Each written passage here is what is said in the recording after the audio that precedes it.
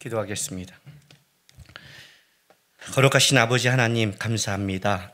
오늘도 예배할 수 있는 이 특권을 주셔서 감사드립니다. 예배 가운데 하나님의 말씀을 듣습니다. 깨닫게 도와주시고 하나님의 말씀을 닮아가는 삶 되게 인도하여 주옵소서. 또한 이 시간 성도들이 주 앞에 드린 예물을 위해서도 기도합니다. 감사하는 마음으로 또 주께서 주신 것을 알기에 주 앞에 정성을 다해 드렸습니다. 기쁘게 받아주시고 여전히 어려운 세상 속에 우리 성도들 땀 흘려 살아가야 되는데 하나님 도와주셔서 영육 간에 열매 맺을 수 있도록 축복하시고 인도하여 주시옵소서. 감사하며 예수님의 이름으로 기도했습니다. 아멘. 하나님의 말씀 보겠습니다.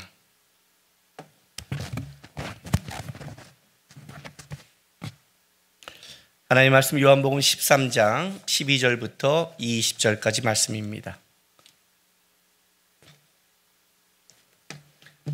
요한복음 13장 12절부터 20절까지 말씀 우리 한 절씩 교독하겠습니다. 그들이 발을 씻은 후에 옷을 입으시고 다시 앉아 그들에게 이르시되 내가 너희에게 행한 것을 너희가 아느냐?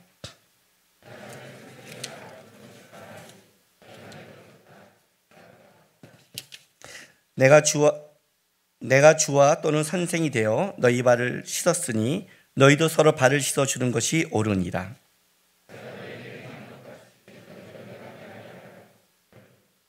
내가 진실로 진실로 너희에게 이르노니 종이 주인보다 크지 못하고 보냄을 받은 자가 보낸 자보다 크지 못하나니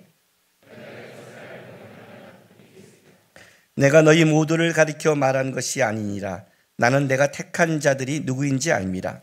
그러나 내 떡을 먹는 자가 내게 발꿈치를 들었다 한 성경을 응하게 하려는 것이니라.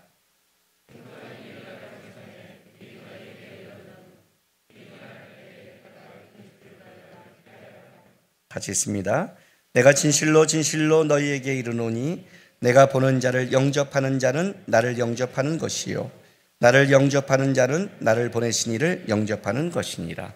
아멘. 오늘 우리가 읽은 이 본문 요한복음 13장 12절부터 20절까지 본문은 세족식을 마치시고 예수님께서 이제 내가 왜 세족식을 했는지의 의미를 설명하는 이제 이 본문입니다. 이 세족식은 그냥 예수님께서 시킨 게 아니라고 그랬죠. 성만찬 가운데 성찬식 가운데 이것은 내 몸이니 내가 너희를 위해 찢길 몸이다. 이것은 내 피니 너희를 위해 흘릴 것이다 라고 말씀하시고 그 주님의 오신 그 뜻을 가는 그 시점에 제자들 사이에 큰 자 논쟁이 벌어지기 시작한 겁니다. 그러니까 이 성만찬 사건을 쉽게 말하면 예수님께서 제자들에게 내가 유월절에 만찬을 하니 준비하라 라고 명령하셨습니다. 어디서 준비할까요? 이거를 예수님께서 다 설명하죠. 가면 어느 집이 준비될 것이다. 내가 다 준비하고 너희도 준비하라 하니까 실제 성만찬 사건은 예수님께서 작정하시고 유월절에 완성을 하려고 작정하신 사건입니다. 그러나 이 세족식은 작정한 사건이 아니죠. 실제 유월절에 만찬이 진행되고 있는 와중에 제자들이 큰 자 논쟁이 벌어졌기 때문에 예수님이 하신 거지 그렇지 않았다면 세족식은 거행하지 않았다는 거예요. 그러면 예수님께서는 이 제자들의 논쟁 속에 왜 세족식이라는 걸 통해서 설명하고 싶은 게 뭐냐는 거예요. 오늘 이 말씀을 들어가기 전에. 자, 그러면 먼저 제자들이 그 일어난 상황 속에 예수님이 어떻게 서 있는가를 우리가 좀 이해해야 될 필요가 있습니다. 이건 내 몸이다. 이건 내 피다. 라고 중요한 이 얘기가 제자들에게는 어떻게 들렸을까요? 예수님이 죽는다?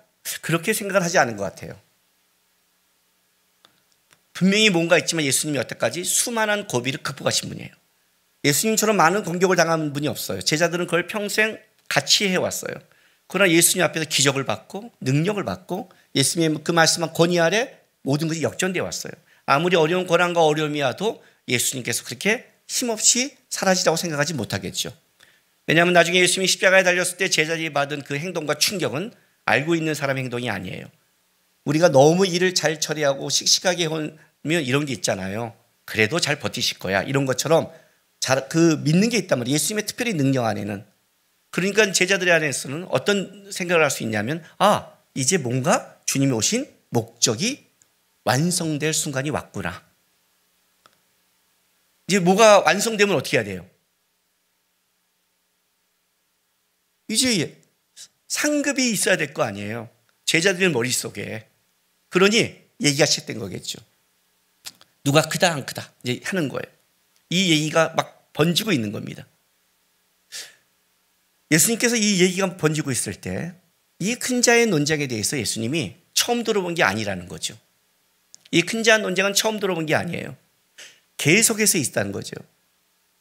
말이라는 것은 그냥 내 생각을 얘기한다 말한다가 아니라 말은 뭘 끄집어내냐면 내 속에 있는 것을 관심사를 끄집어내는 겁니다.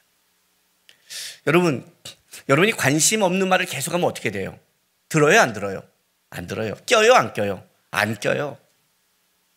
제가 내 예수님 친구들 만나서 얘기할 때 막 주식 얘기하고 뭐 하면 저는 할 말도 없고 끼지도 않고 지루해요. 저는 뭘 하냐면 화제를 바꾸려고 그래요. 근데 화제를 바꾸면 다시 돌아와요. 왜? 믿는 사람이 하나니까. 뭐 걔네들이 나와 뭐 하겠어. 내가 괜히 잘못해서 교회 얘기를 화제 돌렸다가는 교회에 몰매 맞고 공격을 시작해요. 그래서 싸움 나요. 그냥 가만히 다무는 게 좋고. 그러면 세상 사람 얘기하는 게 다 뭐냐면 뭐 주식, 집, 아이들 문제 다 이런 거라는 거죠. 우리는 기독교인들도 모여서 센터에 모임을 가져요. 근데 우리도 그런 얘기 하잖아요. 근데 그들과 우리의 차이는 뭐예요? 우리는 거기서 누구에게 가요? 주님에게 가요. 이 말 하는데 눈이 껌뻑이면서 우리 센터는 아닌데 그러면 회개하셔야 돼요. 근데 기도해라. 그것만 얘기하면 안 된다라고 아무리 가르쳐도 왜 그 얘기를 하면 귀가 쫑긋할까요?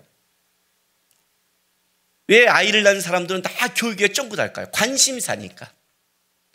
관심사가 온 거는 넘어갈 수 없는 거예요. 제자들끼리 논쟁이 벌어졌다는 건 뭐냐면 이거는 제자들이 다 관심사가 됐다는 거죠. 그냥이 아니라 어떤 한 제자가 나는 크고 잘 이렇게 말했다면 관심이 없다면 딱 쳐다볼 거 아니에요. 그래 너 커? 너 가져? 너 짱? 그러면 얘는 바보 되고 끝나는 거예요. 그런데 이 얘기가 논쟁이 됐다는 것은 예수님을 따라간 제자들 속에 머릿속에 관심사가 뭐냐? 예수를 쫓는 거였느냐? 무슨 예수를 쫓는 거죠. 그들이 100% 틀렸냐? 아니죠. 예수님도 인정했으니까. 한 사람을 제하고는 그래도 11명은 분명히 예수에 대한 진심과 쫓는 게 있지만 그러나 그들의 관심사는 예수가 임했을 때 예수의 영광 속에 자기가 큰 자와 옆에 우편과 왼편에 갖고 게 모두의 관심사였다는 거예요. 이 얘기가 계속해서 진행해 왔어요. 계속해서. 이 마태복음 18장에 보면 이들이 얼마나 이거에 대해 관심이 컸냐면 찾아볼까요 한번?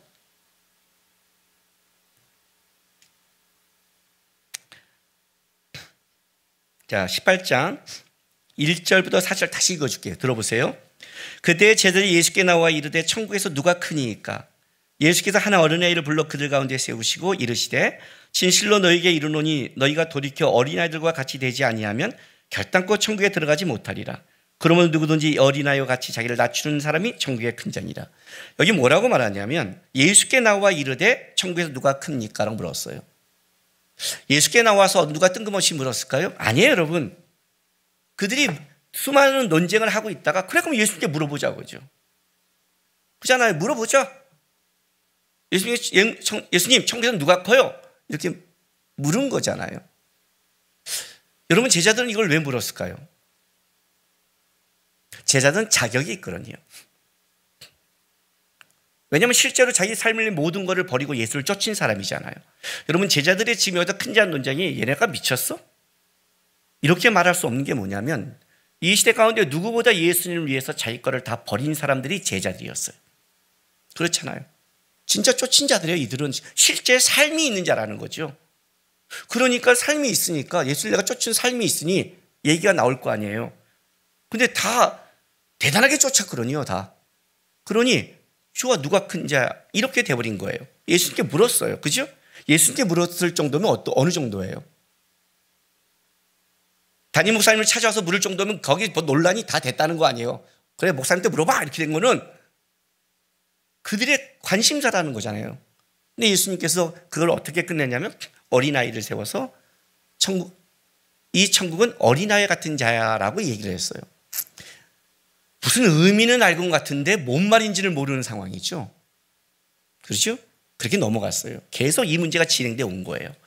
성만찬 사건에 똑같은 문제가 지금 진행되고 있는 겁니다. 그런데 예수님의 방법이 놀라워요. 그 얘기가 논란이 되자 왜 예수님은 그걸 안 가르쳤을까요? 이때도 왔을 때 어린아이를 세워서 천국은 이런 자의 것이야 라고 가르쳐줬잖아요. 그죠? 논쟁이 되고 있으면 예수님이 어떻게 해야 돼요? 얘기해서 수업시키고. 지금 그럴 때가 아니야. 내가 천국은 어린아이와 같다고 저번에 얘기하지 않았니? 라고 가르치는데 예수님께서 말씀을 안 해요. 예수님께서 요한복음 13장에 보면 4절 5절 보세요. 저녁 잡수시던 자리에서 일어나 겉옷을 벗고 수건을 가져다가 허리에 두르시고 이에 대야의 물을 떠서 제자들의 발을 씻기시고 그 두르신 수건으로 닦기를 시작하여 이렇게 해요. 그러니까 식사하다가 잡수던 자리에서 벌떡 일어나는 거예요. 청년들이 찾아와서 담임 목사님한테 뭘 설명했으니 설명하지 않고 벌떡 일어나서 벼랑간 시편을 읽어주는 거예요. 그러면 청년들이 벙칠 거 아니에요. 그죠? 지금 그들의 머릿속에 뭐가 꽉 찼을까요? 큰 자 되는 싸움이 꽉 차 있잖아요. 예수님이 거기서 만약에 말씀을 가르치면 말씀을 들었을까요? 안 들었을까요? 그전에도 가르쳤잖아요. 어린아이를 세워놓고 가르쳤잖아요. 천국은 이와 같은 자야. 예수님이 안 가르쳤다고요? 예수님이 가르친다고 그들이 이해할까요? 안 할까요? 안 해요. 왜 그런 줄 아세요? 거기에 꽉 차 있으니까. 자기 생각에 꽉 차 있으면 누가 말을 해도 안 되게 돼 있는 거예요. 예수님이 하신 게 뭔지 알아요? 거기서 얘기하면 또 논쟁이 돼요. 논쟁이 된단 말이에요. 왜냐하면 지금은 이들은 논쟁 중에 있으니까. 여러분, 변증하고 변론의 차이점이 뭔지 아세요? 누가복음 22장 가겠습니다.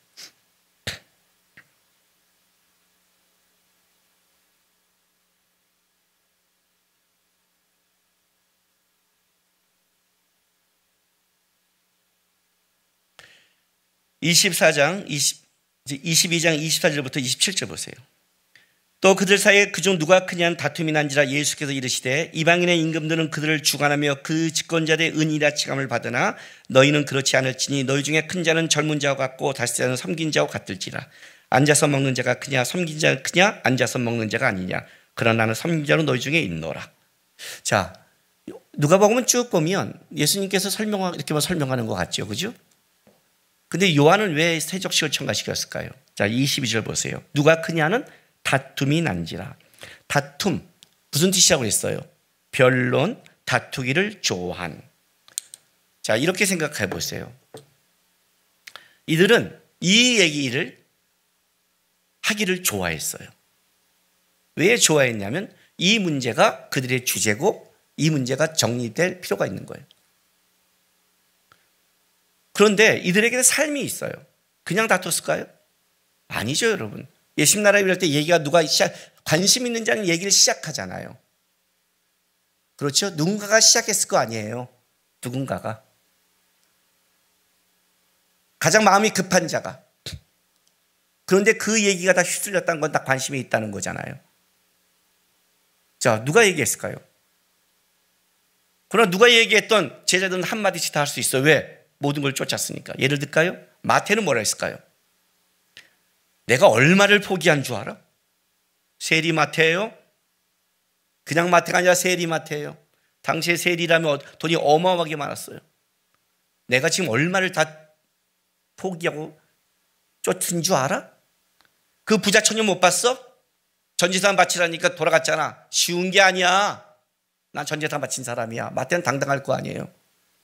예수님의 제자 중에 열심당 시몬이라고 있어요. 열심당은 뭐냐면 예수님이 오실 때 4개의 당이 있었어요. 바리새인, 사두개인, 그리고 그중에 셀롯이라는 열심당이 있어요. 그 다음에 경건파 에스테네파가 있고 그 열심당은 뭐냐면 힘과 폭력으로 이스라엘을 회복시키겠다는 자예요. 거기서 예수님이 제자가 됐어요. 야, 내가 거기서 여기 왔을 때 목숨을 걸었어. 걔는 나를 많이 오면 배신자로 여겼을 거야. 내가 칼로 이스라엘의 이 정복을 총으로 하려다가 예수님 만나고 쫓아온 사람이야. 내가 그때 그냥 온 줄 알고 목숨을 걸었어. 니네는 생명의 위기 겪었어. 기껏해야 넌 돈 버렸잖아. 말 못할 것 같아요? 베드로는 뭔 소리야, 내가 맨 처음에 쫓았어. 내가 쫓은 걸 보고 했잖아. 요한은 나는 아버지까지 버렸어. 그때 옆에. 할 말 없을 것 같아요, 여러분? 그지 않아요? 이들은 모두 할 말이 있는 사람이에요. 왜? 진짜로 모든 걸 버리고 쫓은 자라니까요. 그러니 얼마나 말이 많겠어요. 할 얘기도 많고.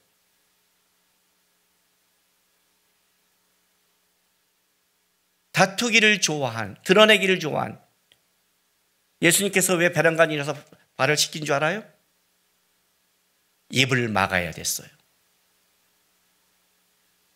그냥 설명하면 또 얘기하니까. 어린아이를 세울 때도 그랬거든요. 어린아이를 딱 세우는 순간 애들이 보면서 입이 막혔거든요. 여기서 누가 큰 자라고 말하면 예수님 저도 이게 있잖아, 이거 있잖아, 이거 있잖아요 얘기하면 이거는 끝이 없는 거예요. 논쟁의 끝이 없어요. 입을 일단 막아야 되는 거예요. 그러니 예수님이 베란간에 일어나서 발을 씻겨버리니 애들이 이게 뭔 소리야? 입이 일단 다물어진 거예요. 입이 다물어져야 하나님이 생각을 줄 수 있거든요. 여러분, 제가 영적 전투를 갖출 때 이런 기도를 갖췄어요. 기도하는데 입을 다물면 뭐가 들어와요? 온갖 잡세가 들어오잖아요. 여러분 경험하잖아요. 맨날 경험하면서 왜 이럴 때는 아닌 것처럼 표정을 지어서 저를 당황시켜요. 기도하려고 딱 쓰면 베란간 문은 안 잠갔나? 가스밸브 안 잠갔나? 그런 생각 막 들어오잖아요. 사단이 생각을 넣잖아요.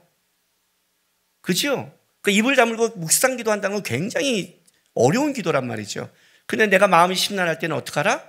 조용히 입을 열어라. 조용히 아버지 하나님 도와주세요. 입을 열면 생각이 끊긴다고 그랬어요. 자기 말을 하고 있는데 예수님, 하나님이 어떻게 그 머릿속에 듣겠어요? 자기 거에 꽉 찬 게 나오고 있는데 어떻게 바꾸겠어요? 누구의 말을 듣겠어요? 신앙의 시작은 입을 다문 것부터 시작하는 건데, 경건은 입술부터 시작하는 건데, 내 입에 재갈을 매겨. 재갈이라는 게 말을 끌고 가는 거잖아요. 주님의 뜻대로 하는 그거부터 시작하는 건데. 세족식을 함으로 먼저 예수님이 보인 게 뭐냐면 일단 입을 다물게 했어요. 그래야 무슨 교훈을 하든 뭘 설명하든 할 수 있었기 때문에 방법이 없는 거예요.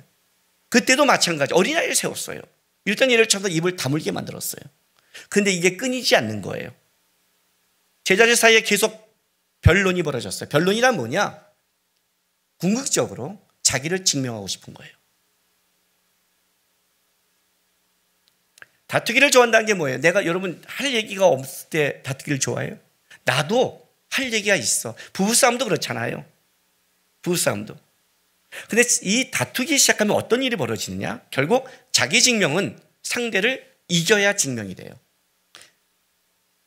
이 부부들이 와서 상담할 때요. 우리 남편이 이렇게 잘못했어요. 근데 제가 반응을 뭘 그 정도 갖고 그래? 그러면 어떻게 되는 줄 알아요? 그 정도가 아니라고요. 목사님 좀 더 들어보세요. 더 나와요. 그 정도. 그게 아니라고요. 결국 뭐냐면 자기 남편이 얼마나 쪼단지를 설명하고 끝나요. 이겼는데 자기 남편은 쪼다가 돼요.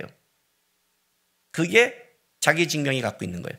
내가 큰 자이고 싶으면, 베드로가 요한보다 큰 자이고 싶으면 이 정도 차이 갖고는 안 된다는 거예요. 이렇게 차이를 내야 돼요. 이렇게 차이를 내려면 내가 한 것도 내야 되지만 너가 못한 거를 증명해야 되는 거예요. 결국 상대를 죽여야 승리하는 게 변론이에요. 이게 그 속에 있는 거예요. 변증은 뭘까요? 기독교는 변증의 역사라고 그래요. 변증이란 그 시대와 상황 속에 기독교가 가야 될 진리를 옳게 드러나고 그 방법을 설명한 걸 변증이라고 그래요. 변증은 기독교가 가야 될 것, 세상의 공격 속에 증명해서 다른 방법을 세울 때 쓰는 방법이에요. 그래서 변증과 변론이 비슷한 것 같지만 결정적으로 달라요. 결정적으로. 변론은 결국 내 거를 주장하는 거고, 변증은 결국 하나님의 진리가 무엇인가를 증명할 것 같아요. 이 싸움은 굉장히 다른 거예요. 지금 제자들의 머릿속에 뭐가 있느냐? 자기가 증명되고 싶었던 거예요. 자기를 드러내고 싶었어요. 이 싸움에 예수님께서 뭐라고 그래요? 막았어요. 여러분, 큰 자 되는 게 나쁜 겁니까? 주님 나라에 큰 자 되는 게 나쁜 거예요? 아니에요, 여러분. 누가복음 22장 다시 가볼게요. 28절부터 32절 보세요. 예수님이 누가 크냐 하는 다툼을 하는 제자들에게 이렇게 말씀하셨어요. 너희는 나의 모든 시험 중에 항상 나와 함께한 자인즉 내 아버지의 나라에 내게 맡기신 같이 너희도 맡겨 너희로 내 나라에 있어 내 상에 먹고 마시며 또는 보좌에 앉아 이쌀 12시발 다쓰게 하려 하노라. 그죠? 이게 무슨 말이에요? 예수님이 야 니네가 그거 알아. 예수님이 인정해요. 너는 나같이 시험을 받은 자야. 인정해 줬어요. 그리고 다스리게 할 거야. 내 상에 먹고 마셔. 주님 나라의 주님을 향해 쫓아오는 그 산과 영광이 있어. 그 소망을 품는 게 절대로 잘못된 게 아니에요. 이해가 되세요? 그 소망 없이 어떻게 주님 앞에 날아가요? 우리가 뭐 불교 신자요? 해탈했어요? 무예요? 아니요. 우리는 채우는 종교예요. 예수로 채우고 하늘나라로 챙겨요. 세상의 걸 추구하는 게 아니라 세상 걸 참는 거는 하늘나라 것 때문에 참는 거지 하늘에 없이 그지는 않아요. 저도 꿈이 있어요.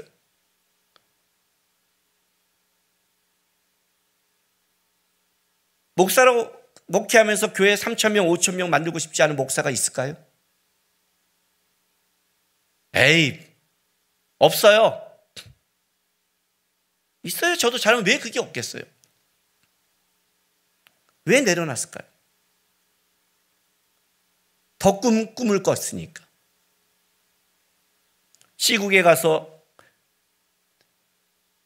가정교회 지도에게 성경을 갖췄는데 그때 선교사님의 말 한마디를 갖고 돌아오면서 여기 몇십 명 가르친 것 같지만 이들을 통해 수백만 명에게 복음이 갈 겁니다. 그 말을 통해서 내 눈에 보이는 게 목회가 아니라 하나님의 나라의 크기는 다르구나. 나는 천국에 가서 이 땅의 열매가 아니라 하나님 앞에서 열매를 보고 싶다. 왜 내가 젊은 세대에게 말씀을 전하는데 하나의 비전을 가졌을까요? 천국에서 젊은 세대 중에 하나님의 말씀의 사람이 일어나면 예수님 옆에서 주님 그때 말씀 뿌려진 자예요 하고는 그때 천국에서조차도 같이 그 열매를 보고 싶은 큰 소망이 있으니까 하나님 앞에 그렇게 달려가고 싶은 게 있으니까 내가 이 땅에서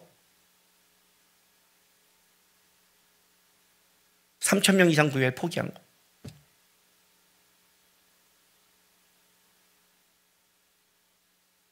큰 자 되는 게 왜 뭐가 잘못이에요? 주님 앞에 크고자 하는 게 무슨 잘못이에요? 방법이 잘못이라는 거예요. 그 얘기를 지금 하고 싶은 거예요. 그러니 세족식을 하는 거란 말이에요. 이제 설명하기 전에 방법을 보여줘야 이해를 하니까 그거는 세상 사람이 하는 방법이다. 아무리 그것이 옳아도 세상적인 방법을 하면 안 된다. 기독교인들은. 자 보세요. 예수님이 이렇게 의미를 설명해요. 13장 가볼게요. 13장은요. 자 13절부터 16절까지 쭉 볼게 들어보세요. 너희가 나를 선생이라 또는 주라 하니 너희 말이 옳도다. 내가 그러하다. 여기 선생, 주, 정관사가 붙어요. 예수님이 정확한 거예요. 자, 내가 주와 또는 선생이 되어 너희 발을 씻었으니 너희도 서로 발을 씻어준 거 옳으니라. 내가 너희에게 행하는 것 같이 너희도 행하라. 행하게 하여 본을 보이노라. 직접 보여줬다. 내가 진실로 너희에게로니 종이 주인보다 크지 못하고 보냄을 받은 자가 보낸 자보다 크지 못하나니. 자, 먼저 정리를 하고 나갔어요. 주님이 이렇게 말해요. 내가 선생이고 주야. 오라. 맞아. 내가 선생이고 주면 너희는 뭐야? 내 제자고 나를 따라와야 되잖아. 선생보다 제자가 크지 못해. 그죠? 나보다 큰 자 없어. 근데 내가 발을 씻겼어. 그럼 뭐야?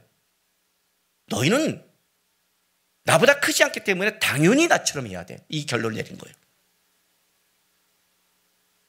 당연히 이렇게 해야 돼. 나의 제자라면. 저 사람이 하냐 아니야 상관하지 말고, 저 사람이 틀렸냐 아니야 상관하지 말고, 너가 나의 제자라면, 나보다 높지 않다면 이렇게 해야 돼요. 그리고 이렇게 말씀하세요. 17절에 너희가 이것을 알고 행하면 복이 있으리라. 예? 알고 행하면 복이 있을 것이다. 그런데 이렇게 끝나면 좋겠는데 18절부터 뭐라고 말하면 이렇게 말해요. 19절까지 내가 너희 모두를 가리켜 말한 것이 아니니라. 나는 내가 택한 자들이 누구인지 알미라. 그러나 내 떡을 먹는 자가 내게 발꿈치를 들었다 한 성경을 응하게 하려는 것이니라. 지금부터 일이 일어나기 전에 미리 너희에게 일러두면 일이 일어날 때 내가 그인 줄 너희가 믿게 하려 함이라. 자, 무슨 말이에요? 내 방법, 내 뜻대로 다 가는 게 이 방법밖에 없는데 불행하게도 이 자리에 똑같이 있으면서도 아닌 자가 있다는 거예요. 아닌 자가 있다. 그 아닌 자는 어떤 걸로 증명하느냐? 18절 말씀이에요. 내 떡을 먹는 자가 내게 발꿈치를 들었다는 성경을 응하게 하려는 것이 아니냐. 자, 시편 41편 9절을 인용한 거예요. 시편 41편 9절 말씀.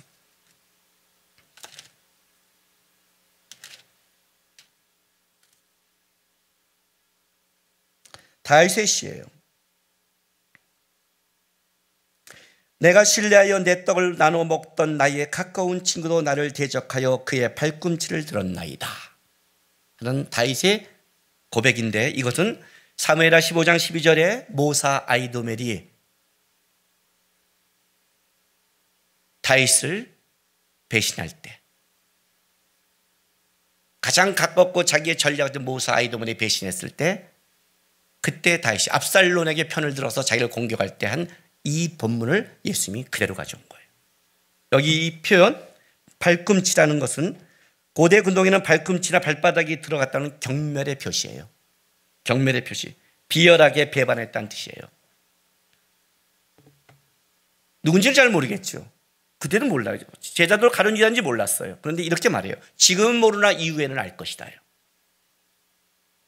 뭘로 알아요? 그의 말이 아니라 행함으로 아는 거예요. 내 방법을 따르느냐 안 따르느냐로 증명된 거지 다른 게 없다라고 설명을 해요. 그리고 마지막에 20절에 이렇게 말해요. 내가 진실로 진실로 너에게 이르노니 내가 보낸 자를 영접하는 자는 나를 영접하는 것이요 나를 영접하는 자는 나를 보내신 이를 영접하는 것이니라. 아마 사도 요한이 이 말씀을 기록했을 때는 이제 사도들이 갔을 때 이런 경우가 아마 당했을 거예요. 오늘 이 표현 내가 보낸 자, 이걸 좀 의역해드리면 내가 보내는 누구든지, 예수가 보낸 누구든지, 어떤 사람인지 예수가 보낸 사람을 영접하지 않으면 예수를 영접하지 않은 것이고, 그를 배반한다면 나를 배반하는 것이다 라고 얘기를 해요. 그럼 뭘로 증명하느냐? 말이 아니라 나의 방법이라고 말해요. 이렇게 말하는 거예요. 내 방법대로 순종하지 않으면 그것은 아니다는 거예요. 왜 예수님을 쫓을 때 누구든지 자기를 부인하고 자기 십자가를 지랄까요? 자기 부인이 뭘까요? 이 문제가 결리는 거예요. 우리는 내 방법, 내 뜻, 내 것이 이루어지기를 다 원하잖아요. 창세기 11장에 바벨탑을 쌓은 게 그 문제 아니에요. 우리의 이름을 내는 것, 내 것을 드러내고 싶잖아요. 제자들이 지금 그 문제에 부닥친 거예요. 큰 자 되는 게 나쁜 게 아니고 소망을 가진 게 나쁜 게 아니에요, 여러분. 참된 신앙이라는 것은 뭘로 증명하냐면 예수의 방법을 따르겠다고 그 방법으로 증명되는 것밖에 없다는 거예요. 그 방법은 뭐예요? 오늘 우리 안녕십자가 기도할 때 이렇게 말했어요. 지금 이 자리에 살아계신 예수님이. 우린 그걸 믿어요. 주님이 살아계시니까. 주님이 통치자니까. 주님은 속지 않으니까.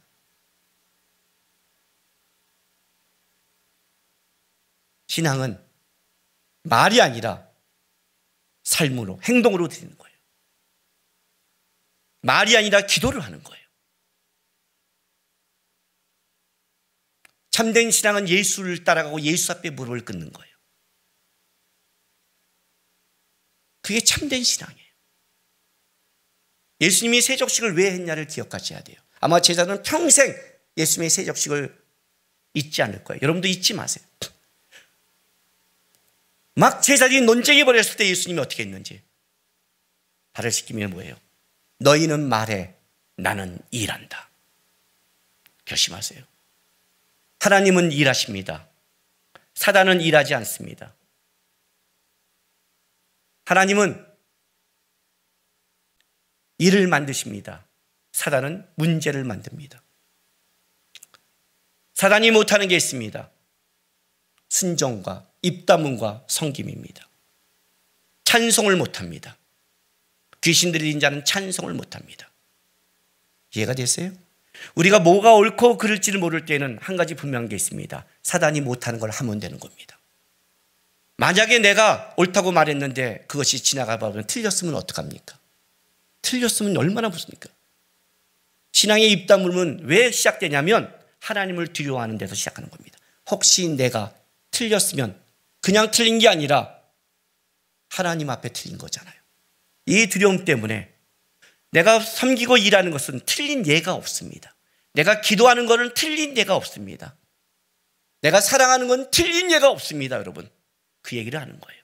예수님이 벌떡 일어나서 세적시라는 그 장면을 기억하시면서 가정의 문제나 다른 친구의 문제나 모든 문제 속에 먼저 터지면 증명하기보다는 뭘 하라고요? 입을 다물고 내가 하나님이 해야 될 일들을 먼저 감당해 가면서 살아가는 것, 그게 참된 신앙이라고 얘기하는 겁니다. 주님을 따라간 여러분 되시기를 주의 이름으로 바랍니다. 기도합시다.